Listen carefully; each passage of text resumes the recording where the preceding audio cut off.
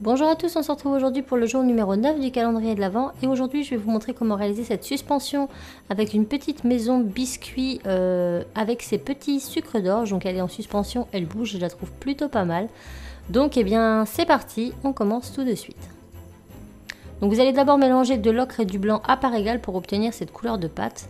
Donc on va venir prendre une boule assez généreuse qu'on va venir aplatir sur une épaisseur d'à peu près 1 cm. Il ne faut pas que ce soit trop fin non plus parce que sinon ça ne tiendra pas dans le temps. Donc lorsque notre plaque est terminée, voilà l'épaisseur à peu près, on va venir dessiner notre maison grossièrement sur notre pâte avec un dotting tool. Donc je commence par le haut du toit, ensuite je viens faire 2 traits en diagonale, plus ou moins de la même taille. Bon après si c'est un peu décalé, ça ne choquera absolument pas après. Maintenant on va venir redescendre mais un petit peu en biais comme ça, on rétrécit vers le bas et ensuite on fait le bas. Voilà. Maintenant je viens faire deux petits encore en haut pour pouvoir faire nos trous après pour pouvoir suspendre notre maison. Et maintenant on va découper tous les pourtours de celle-ci.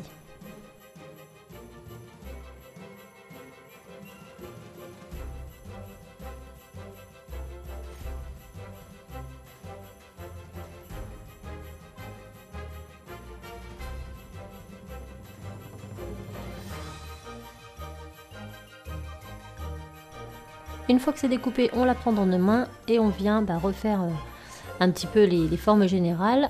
On vient percer les trous pour nos anneaux à la fin, donc vous les faites quand même assez gros. Et maintenant, on va texturer toute notre maison avec notre brosse à dents en pensant à bien faire les arêtes pour que celle-ci soit un peu plus arrondie. Donc vous faites ça sur toute la maison.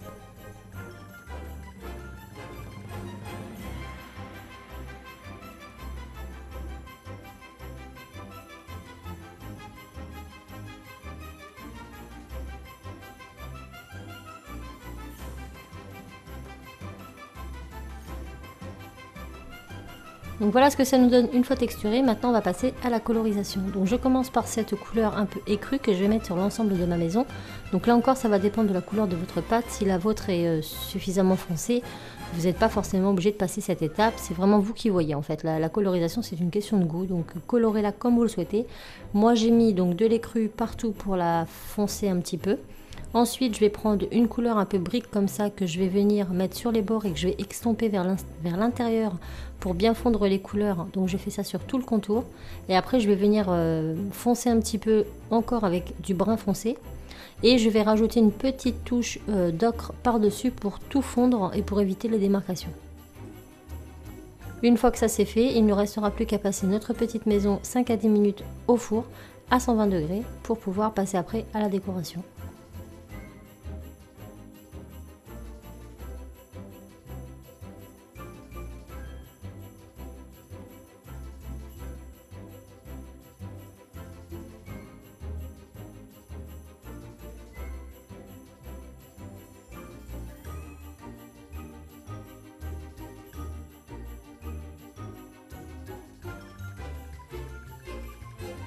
Donc notre maison est cuite et refroidie, on va venir passer maintenant à la déco. Donc je prends une plaque de chocolat que je viens étaler assez finement et on va venir réaliser le toit de notre maison.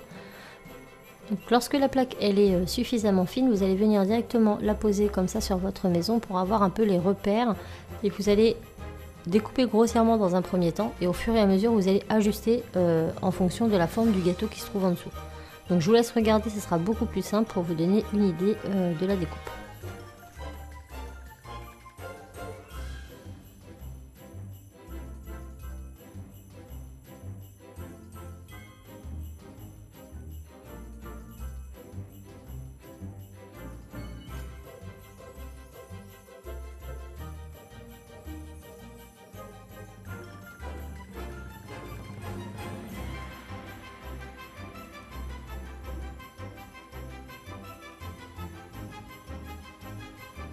Donc lorsque la partie principale du toit est faite, on va venir faire le côté avec une toute petite bande, on la pose, on ajuste. Et une fois que ça nous convient, on vient coller ces éléments avec de la fimo liquide.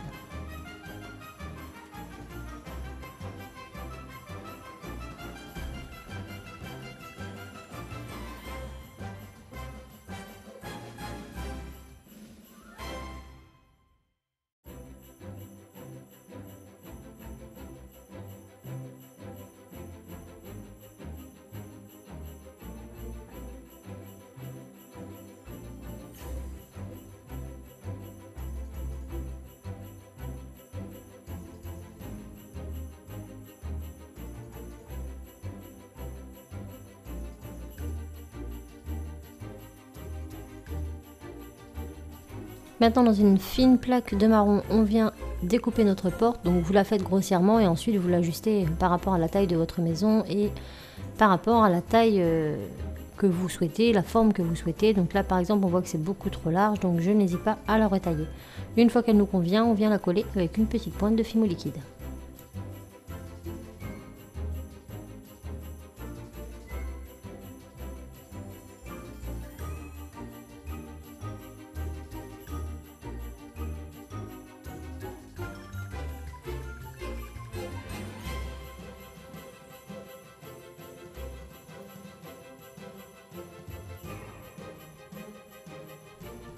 Je viens maintenant prendre du blanc, je l'étale finement et là je vais faire ma fenêtre. Donc toujours la même chose, hein, je fais ma forme de fenêtre dans ma pâte blanche et une fois faite je viens la poser sur ma maison. Hop, et je mets une petite pointe de Fimo liquide pour la coller.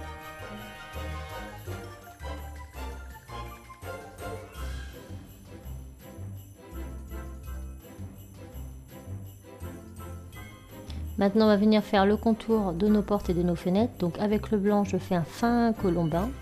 Et avant de le poser je vais venir texturer ma porte et mon toit. Donc je fais juste des traits à la verticale pour ma porte. Ensuite je fais un petit trou pour la planche. Et pour mon toit je vais faire des traits à l'horizontale.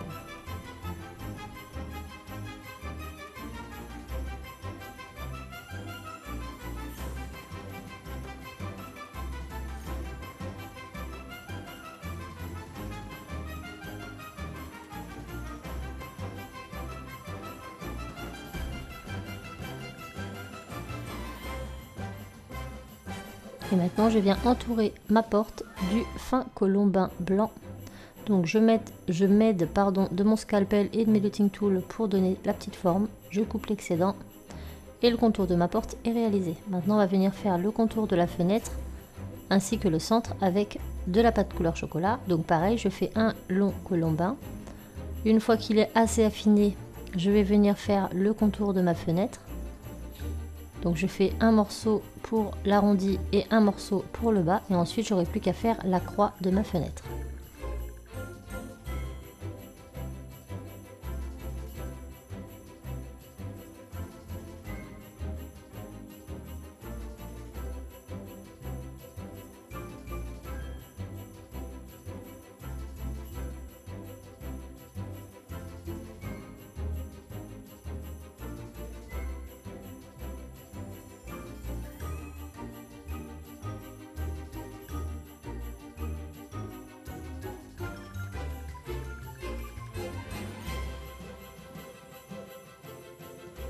On va maintenant passer à nos sucres d'orge. Donc pour cela vous prenez deux gros morceaux, un blanc et un rouge. Donc on va faire un sucre d'orge assez grossier, on va pas s'embêter dans le détail puisque là c'est une maison voilà, très très simplissime. On s'imagine que c'est une maison en pâte à sucre par exemple.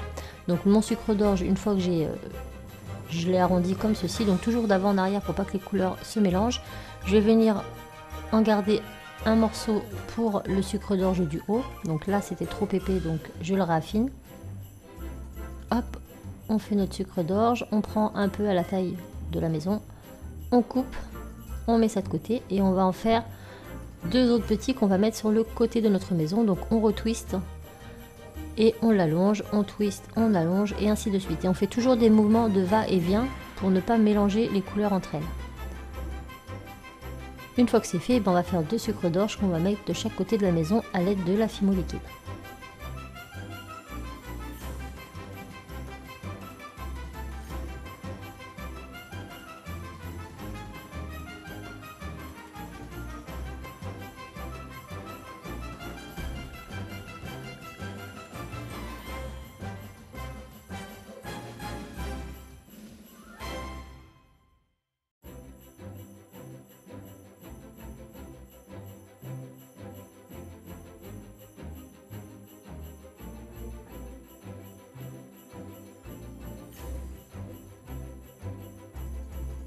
Étant donné qu'il nous reste de la pâte, on va venir directement couper des petites rondelles, comme ceci.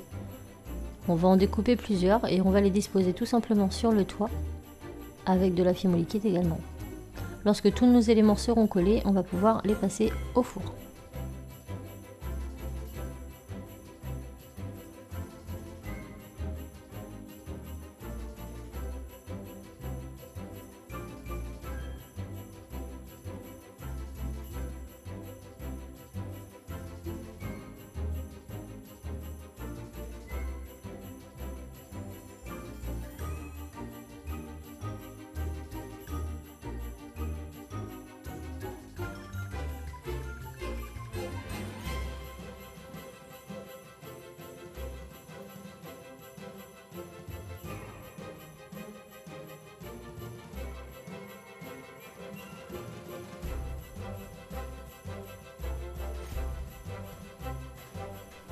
Pour ce qui est de notre gros sucre d'orge, on va venir y planter des clous avant de passer au four.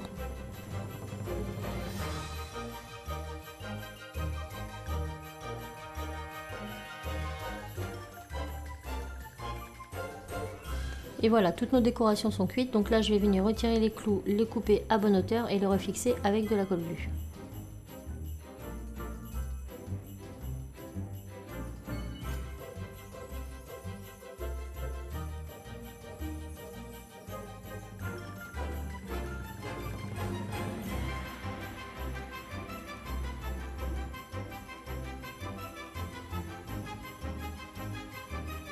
Moi j'ai décidé de rajouter des paillettes, donc pour cela je vais venir vernir toutes les parties blanches de mes cannes à sucre et venir directement déposer des paillettes blanches sur ces parties.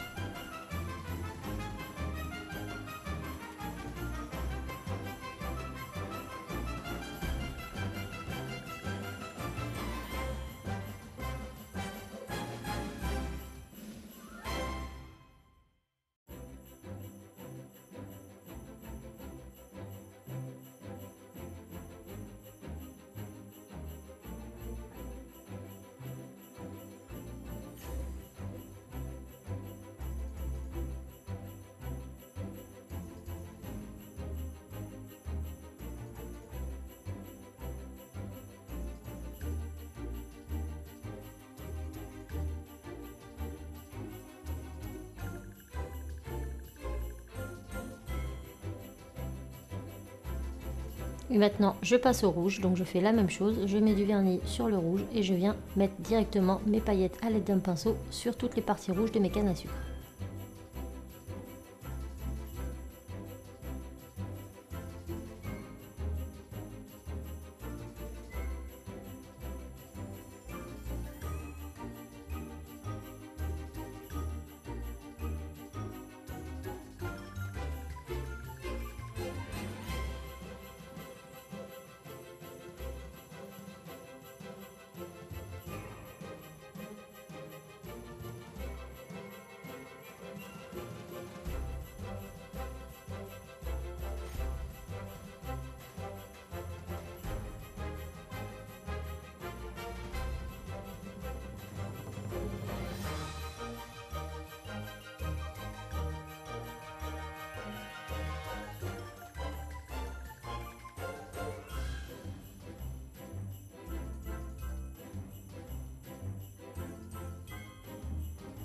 On attend bien que ça sèche et ensuite on va vernir l'intégralité de nos créations. Une fois qu'elles sont vernies, il ne nous reste plus qu'à les monter. Donc pour cela, je prends des gros anneaux que je vais insérer au niveau de ma maison et que je vais relier à ma canne à sucre. Donc je fais ça pour les deux parties.